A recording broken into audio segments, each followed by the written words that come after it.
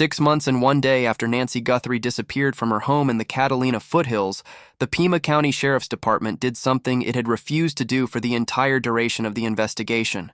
It released the notes. Not through a podcast, not through a journalist who had obtained the documents independently, not through unnamed sources who had read them and were willing to describe them.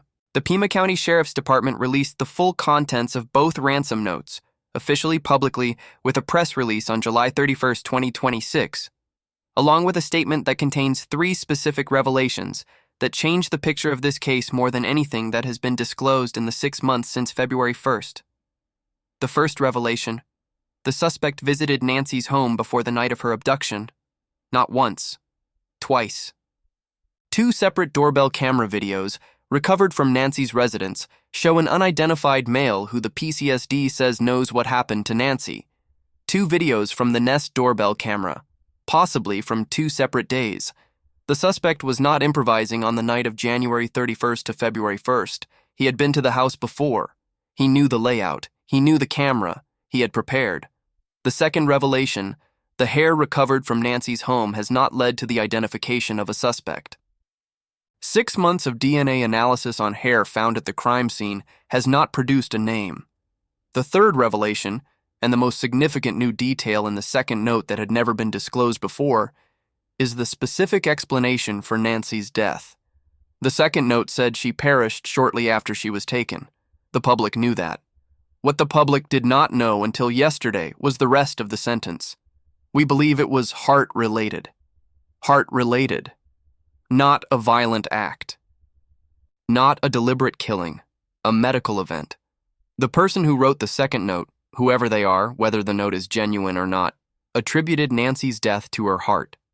To the specific medical vulnerability of an 84-year-old woman who relies on daily medication for a heart condition and who was taken from her home in the early hours of February 1st without that medication. We believe it was heart-related.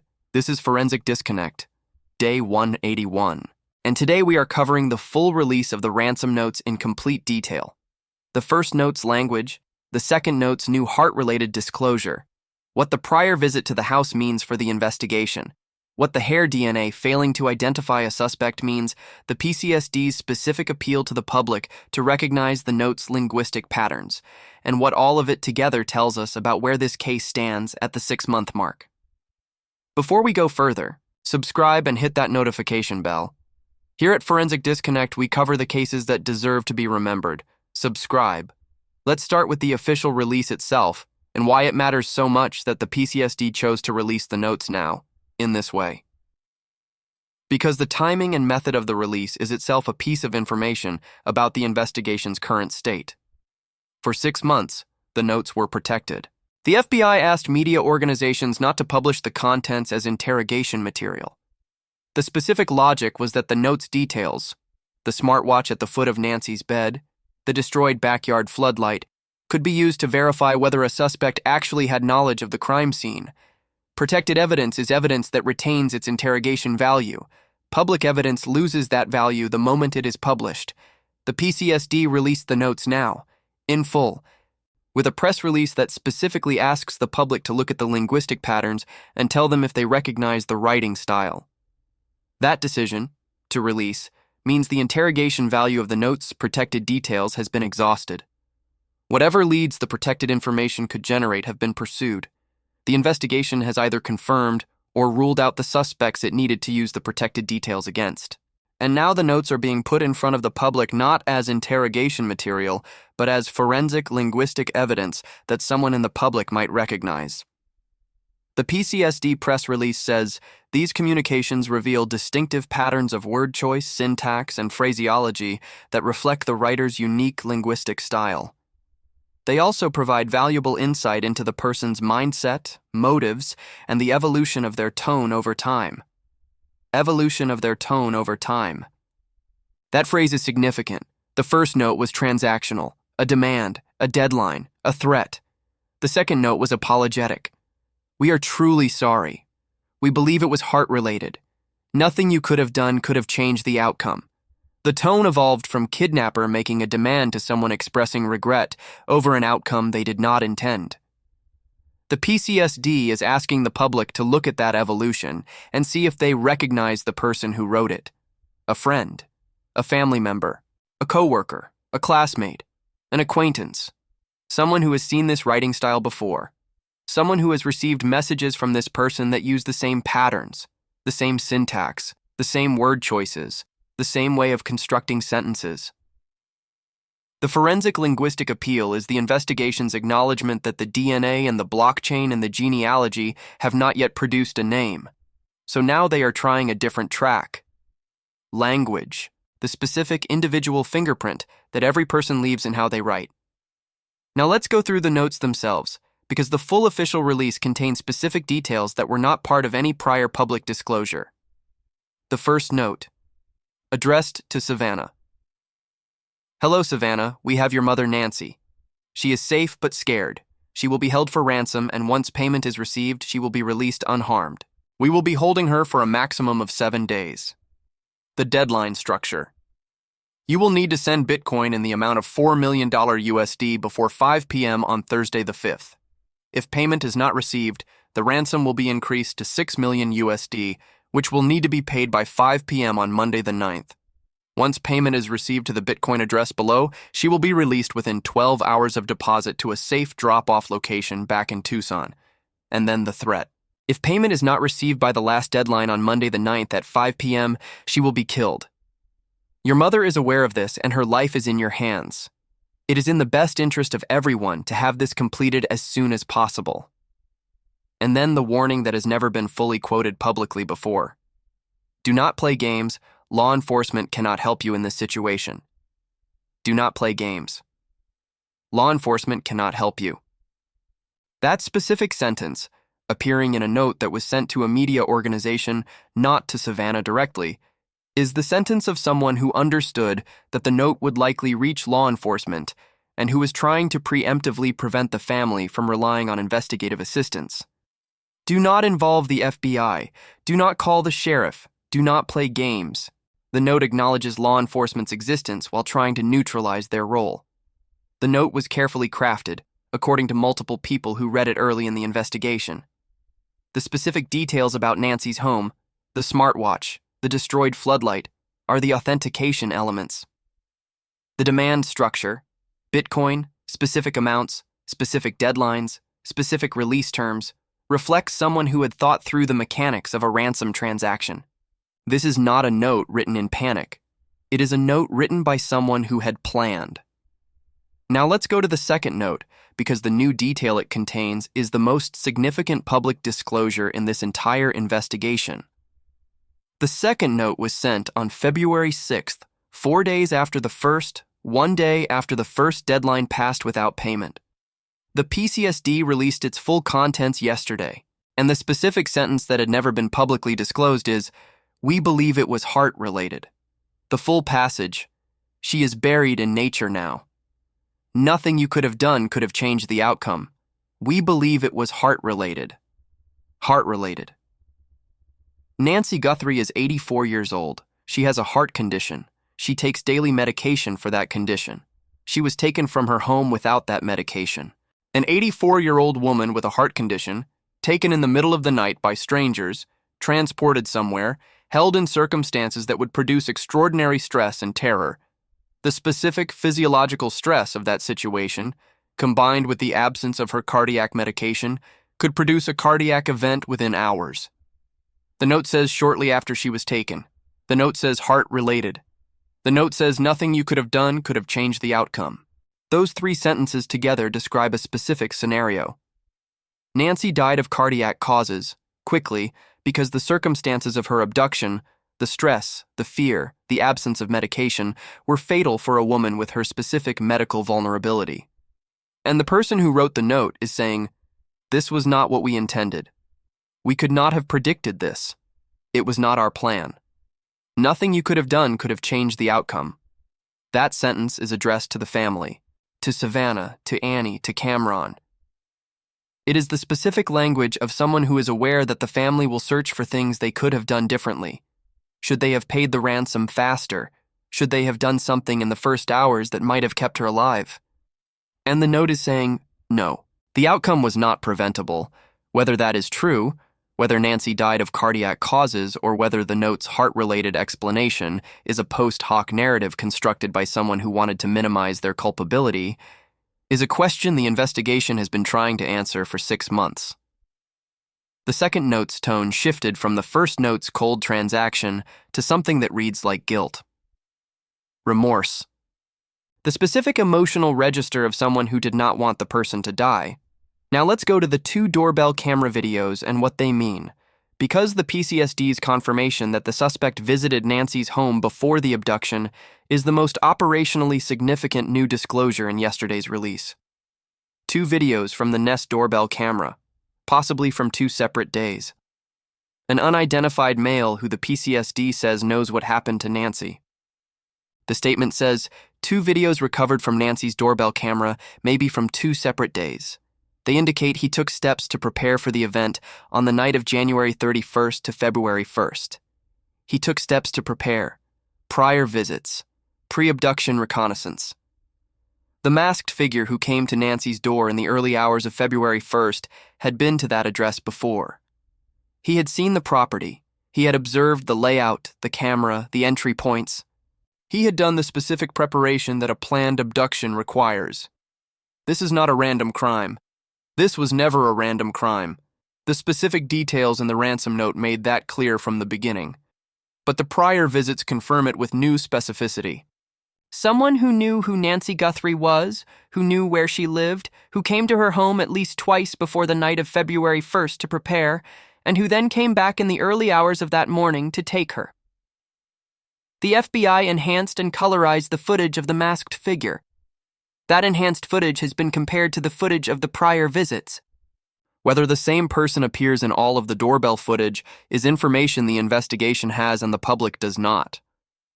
But the prior visits are now public knowledge, and the PCSD is asking, if you know someone who was in the Catalina Foothills neighborhood in the days or weeks before February 1st, who showed an unusual interest in a specific address, who is familiar with the area, who disappeared or changed behavior after February 1st, that person may be the person in the videos. Now let's address the hair DNA.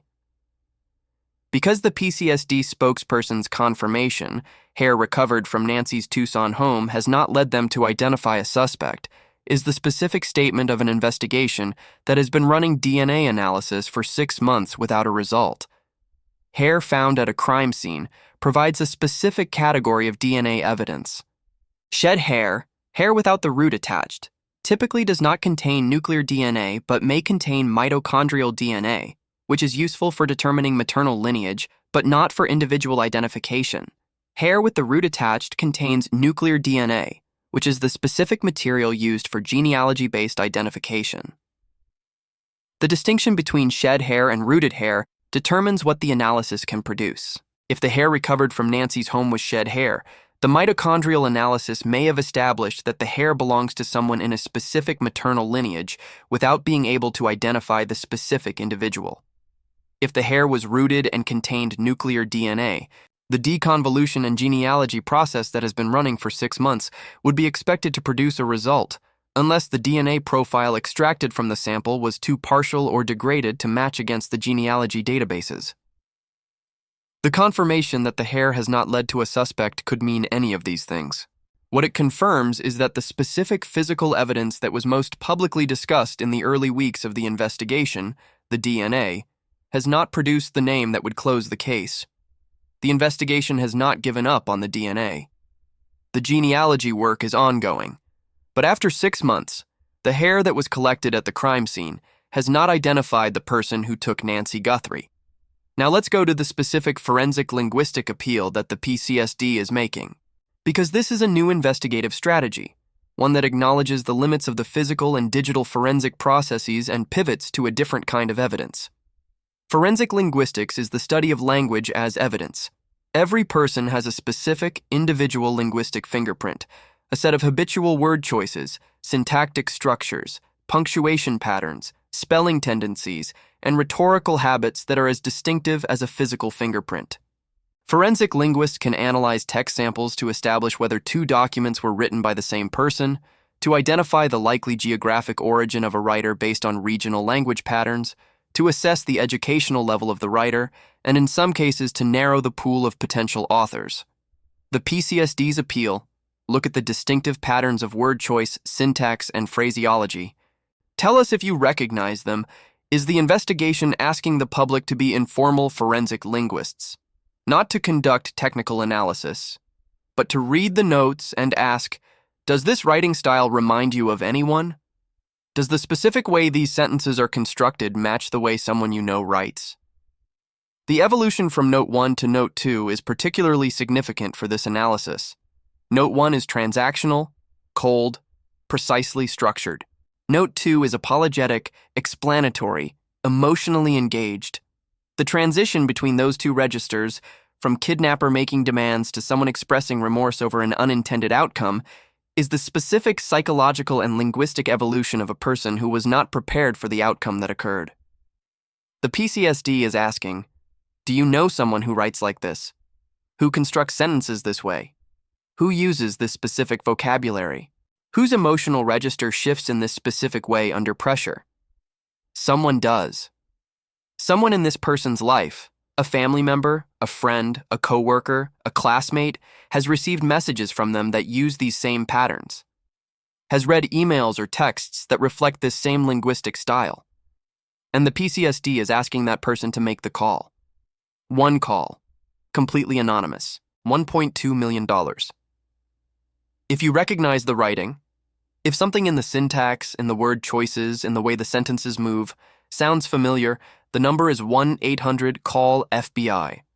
The tip line is tips.fbi.gov.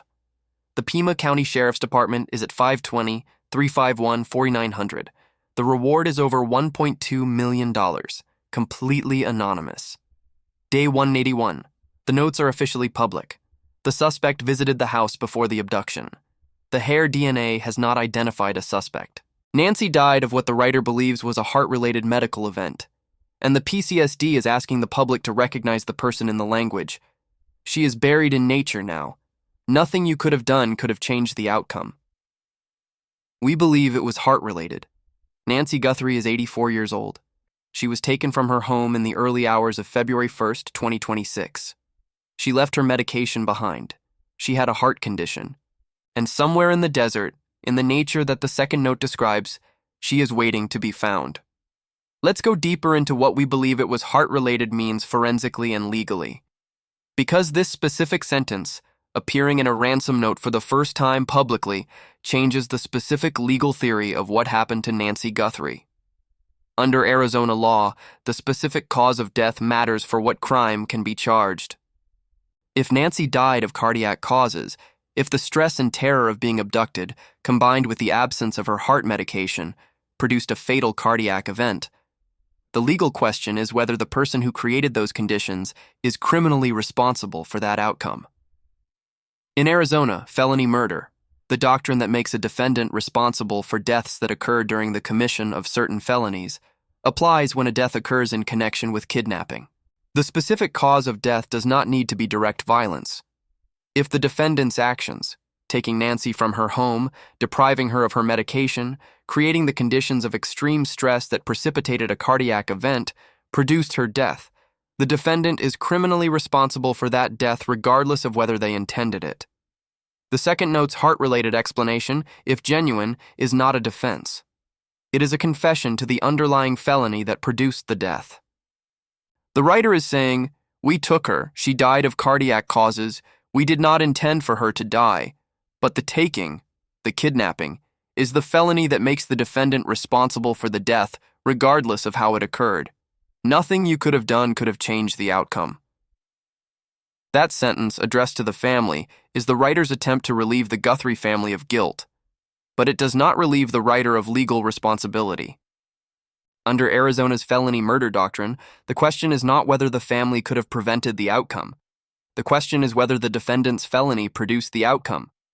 And if the second note is genuine, if Nancy died of cardiac causes within hours of being taken, the answer is yes.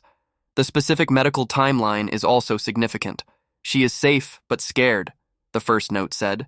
Safe. She was alive when the first note was written, or the note claimed she was. The first note was sent on February 2nd, 1 day after the abduction. The second note was sent on February 6th, 4 days after the first, and said she perished shortly after she was taken. Shortly after she was taken. If Nancy died shortly after the abduction, in the hours or days immediately following February 1st, and the first note was sent on February 2nd claiming she was safe but scared, the timeline raises a specific question. Was she actually alive on February the 2nd when the first note was sent? Or was she already dead, and the first note was sent anyway as an attempt to continue the transaction, even after the abduction had produced an unintended outcome? The second note says we believe it was heart-related. We believe, not we know. The uncertainty in that phrase suggests the writer was not present when Nancy died, or was not close enough to her to be certain of the cause. They believe it was her heart. They are not certain. That uncertainty has specific investigative significance. If the writer was not certain how Nancy died, they were either not present at the moment of death, or they were present but did not have the medical knowledge to determine cause. A person who was holding Nancy in a specific location and observed her collapse would likely have more certainty about the cause. The believe qualifier suggests a degree of distance from the event. Now let's also address the specific new detail about the prior visits. Because the PCSD's statement, 2 videos from the doorbell camera, possibly from 2 separate days, showing an unidentified male who took steps to prepare, is the specific evidence of premeditation that transforms the legal character of this crime. Premeditation in Arizona requires that the defendant plan the crime in advance. It does not require months of planning. It requires deliberation, the conscious decision to act made before the act is committed. Prior visits to the target address, reconnaissance, in the specific language of planning, are the specific evidence of deliberation that a prosecutor uses to establish premeditation. 2 visits, 2 separate days. The specific purpose of those visits was preparation, assessing the entry points, observing the camera and its coverage, determining the best time and method of approach.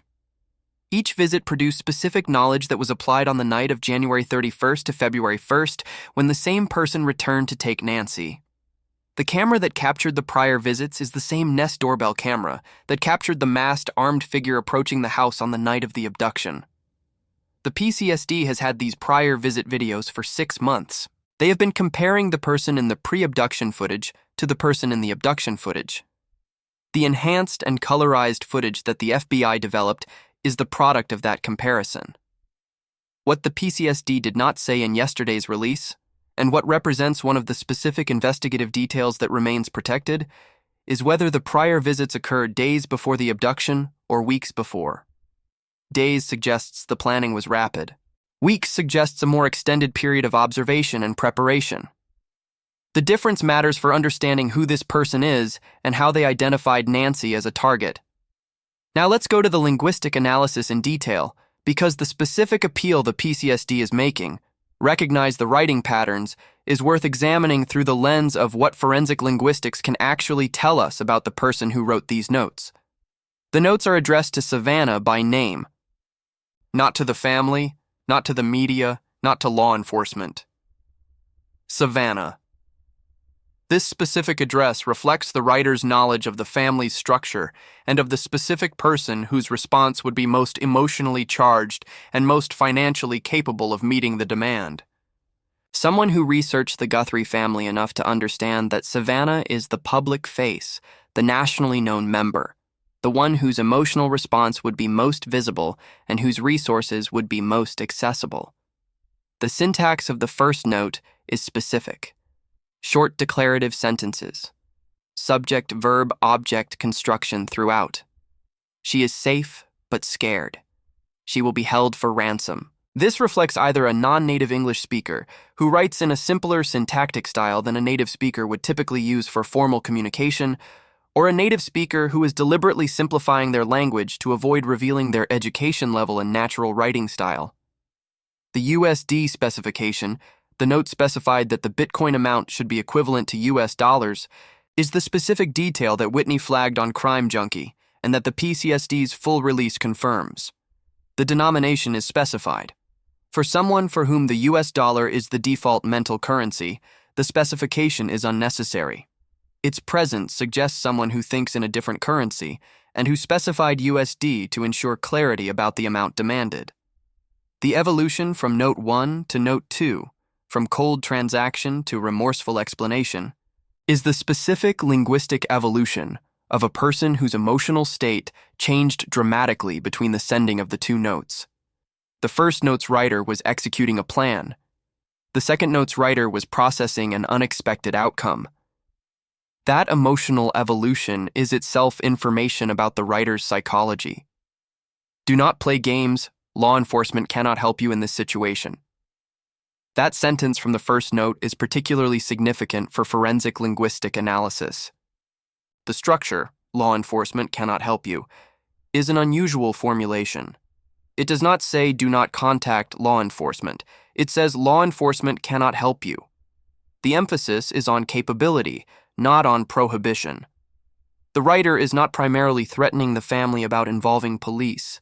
They are expressing a belief that police are incapable of helping. This may reflect personal experience with law enforcement's limitations, or a specific belief about the effectiveness of law enforcement in kidnapping cases, or a cultural background in which police are generally perceived as ineffective.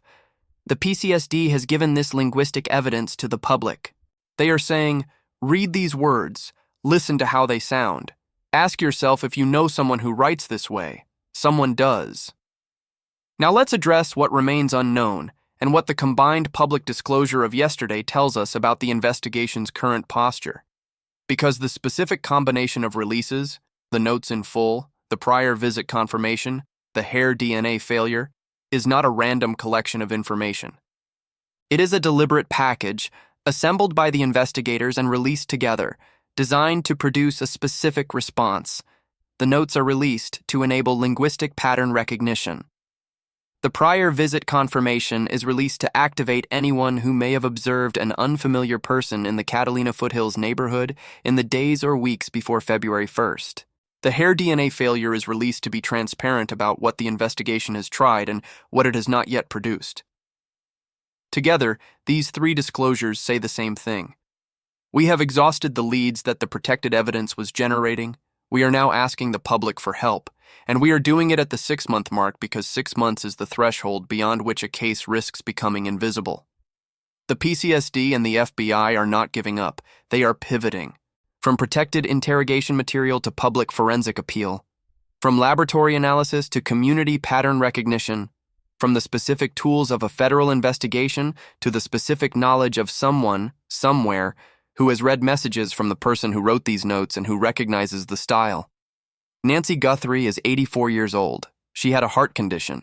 She was taken from her home in the early hours of February 1st without her medication. She was buried in nature shortly after she was taken, according to the note that the investigation believes is more legitimate than not. And now, 6 months later, the investigation is asking the public to do something simple. Read the notes. Do you recognize how this person writes? If you do, if something in the syntax, in the word choices, in the evolution from transactional demand to remorseful explanation sounds like someone you know, make the call. One call, completely anonymous. She is buried in nature now. Nothing you could have done could have changed the outcome. We believe it was heart-related. Someone knows who wrote those words. Let's examine what the investigation's 6-month posture tells us about what they believe and what they are preparing for. Because the specific combination of yesterday's releases, notes, prior visits, hair DNA failure, tells you something about where investigators think the case is heading. They are preparing for a long investigation. The forensic processes, DNA, blockchain, genealogy, have not produced a name in 6 months. The investigation knows this. The PCSD knew when they released the notes yesterday that the physical and digital evidence had not been sufficient to identify the suspect. The pivot to linguistic pattern recognition is the specific move of an investigation that is playing a longer game. Forensic linguistic analysis has identified killers in cold cases that went unsolved for decades. The Unabomber was identified in part through forensic linguistic analysis of his manifesto. The Golden State Killer was eventually identified through genetic genealogy that built on prior investigative work. Complex cases with elusive suspects are not solved quickly. They are solved through the accumulation of evidence from multiple channels, over time, until the convergence of those channels produces a result. The PCSD is adding the public as a channel, not to replace the laboratory processes, to supplement them, to run in parallel. If someone who reads the notes recognizes the writing style and makes a call, that tip can be cross-referenced against the forensic work already in progress. If the tip leads to a person whose DNA matches the sample at the crime scene, the case closes. That is the specific logic of yesterday's release. Not desperation. Not an admission that the investigation has failed. A deliberate addition of a new channel at the 6-month mark, when the protected evidence has been exhausted and the laboratory processes are still running. The investigation is not over. The notes are public. The prior visit footage is being reviewed. The hair DNA is still being worked. The blockchain is being traced. The genealogy continues. Nancy Guthrie is 84 years old. She has been missing for 181 days. The note that the investigation believes is more legitimate than not says she is buried in nature. The note says we believe it was heart-related. The note says nothing you could have done could have changed the outcome. The PCSD is asking, who wrote those words? Someone knows. Let's also address something specific about the second note that has not received enough analytical attention. The phrase, nothing you could have done could have changed the outcome. Because that phrase, directed at the Guthrie family, contains a specific psychological insight about the writer's state of mind. The phrase is addressed to the family. Not to law enforcement, not to the public, to the family. The writer, having lost Nancy to what they believe was a cardiac event, is specifically concerned about how the family will experience that loss. They are anticipating the family's guilt. They are preemptively responding to a grief process that hasn't happened yet, one in which Savannah and Annie and Cameron will ask themselves if there was something they could have done. This is the specific emotional intelligence of someone who has thought about the family's psychological response to Nancy's death. Not just the transaction, the Bitcoin, the deadline, the release terms, but the aftermath, the grief, the specific suffering that Savannah and her siblings would experience when they learned their mother was dead. You could not have saved her. The outcome was not changeable. This is the writer telling the family, do not add guilt to your grief. The kidnapping was our act. The death was her heart. And the death was inevitable. Whether that is true or whether it is a constructed narrative designed to deflect responsibility from deliberate harm is what the investigation has been trying to determine for 6 months. But the emotional content of that phrase, the specific concern for the family's psychological experience, is the emotional content of someone who either feels genuine remorse or who is a sophisticated enough manipulator to simulate it. The second note also says, we are truly sorry. 3 words that have never appeared in any other ransom communication in the modern documented history of the crime. Truly sorry. The specific register of that phrase, the truly qualifier, the simple sorry, is the register of personal apology, not of professional criminal communication. It is what someone says when they genuinely feel remorse for something they did not intend. The investigation believes this note is more legitimate than not. The specific emotional content of that note, the apology, the heart-related explanation, the concern for the family's guilt, is the content of a communication from someone whose plan went wrong and who is trying through the note to manage the consequences of an unintended outcome. That person is still out there. They wrote these notes.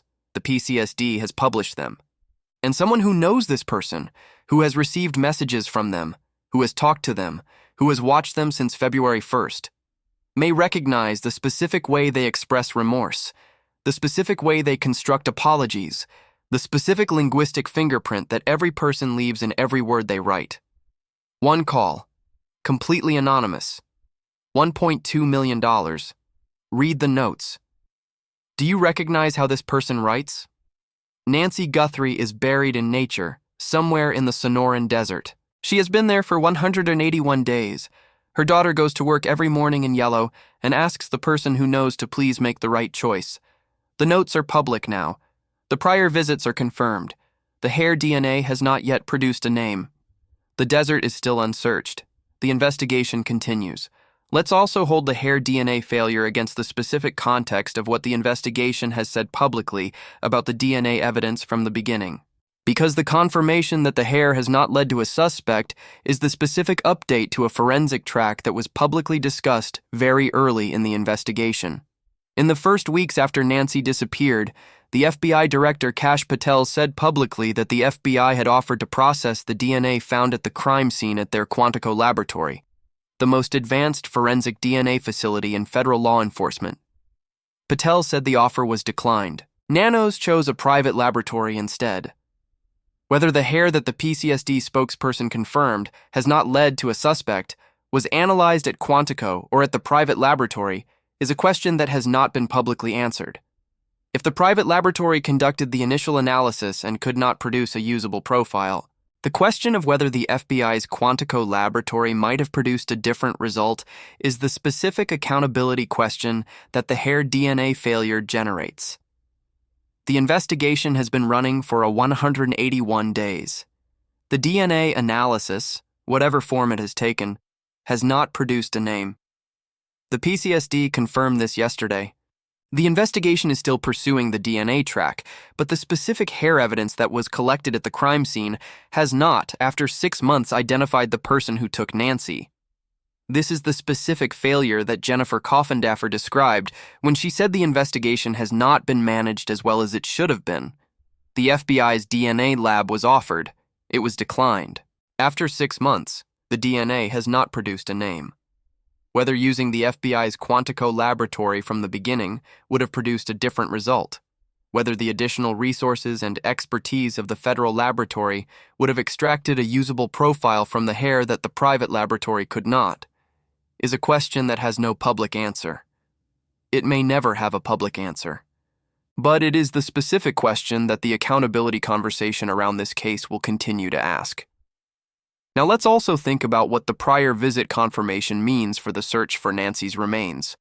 Because the specific information that the suspect visited the house before the abduction is information that the investigation can use to narrow the geographic search for where Nancy might be. A suspect who visited the house before the abduction had a plan. Plans typically include logistics: how to get there, how to get away, where to go with the person once taken. A suspect who visited twice was not improvising. They were executing a specific operational plan that had been developed in advance. Operational plans have destinations. If the suspect was taking Nancy somewhere specific, a location that had been identified in advance as the place where she would be held or where she would eventually be buried, that location was part of the plan before February 1st. It was chosen for specific reasons: accessibility, remoteness, connection to the suspect, somewhere they knew, somewhere they had been, somewhere they understood. The anonymous tip that pointed toward the Mariposa region west of Nogales is consistent with the planned destination theory. The specific location, in the desert near the border, suggests a destination that was known to the suspect. The grave that appeared in that region in June, in an area where no grave had been found in a prior search, is the specific physical evidence that points toward the planned destination theory. The desert between Tucson and the border is the specific terrain that Coffindaffer has been asking to be searched for months. The prior visit confirmation adds a new dimension to that argument. If the suspect planned the crime in advance, including the destination, the geographic corridor between Tucson and the border is not just where the second note said she is buried, it is where a planned operational destination was likely chosen. Search that desert. Coffindaffer said it in July. The prior visits confirm the crime was planned. A planned crime has a planned destination.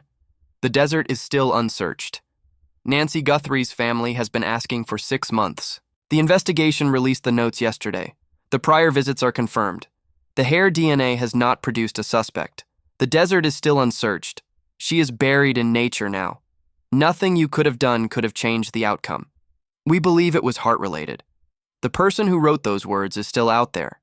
Someone recognizes their writing. Make the call. Let's also address the specific significance of the PCSD releasing the notes 6 months in, rather than sooner or later, and what that timing tells us about the investigation's strategic calculation. The protection of the notes was always going to end.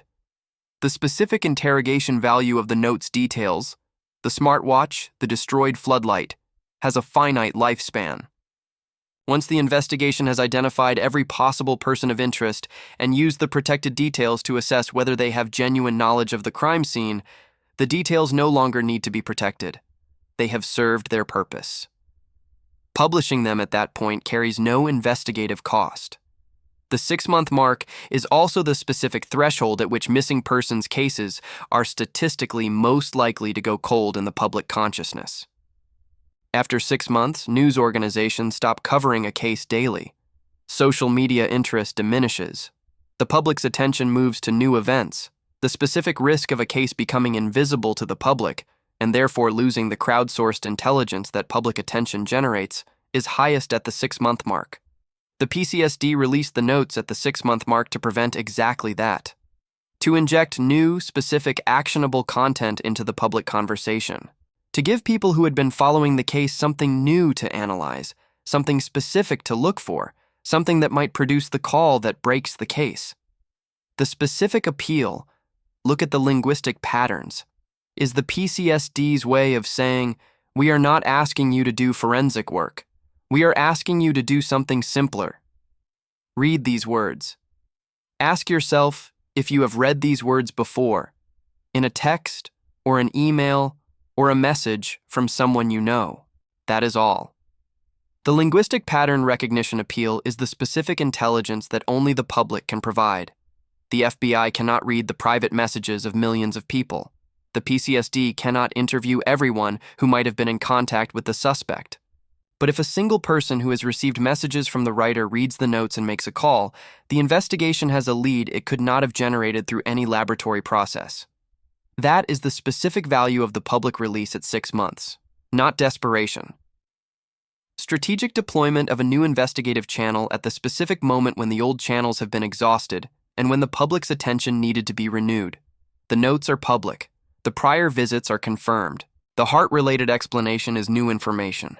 The hair DNA has not produced a suspect.